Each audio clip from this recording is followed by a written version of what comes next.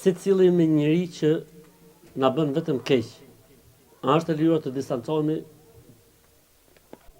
Sa qëndron kjo gjëja? Kujt i thot ky robi na bën vetëm keq?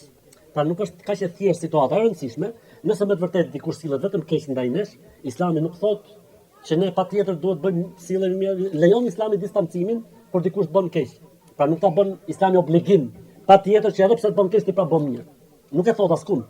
Po në origjinë me aktime të mirë. Nëse ai është xahil, nëse është kriminal, nëse është fllëqësir, normalisht që lejohet me akthy, edhe me akthy komo. Por ne themi në origjinë i gabimit diçka me toleru, me falë të tjerë. Ama nëse ai e ka bërë rrugë këtë punë, nuk thot Islami vej qafën tim tokë e të hipi tjetër sipër, nuk e thot askund. O fale, ama nëse ai e bën rrugë, distancohet.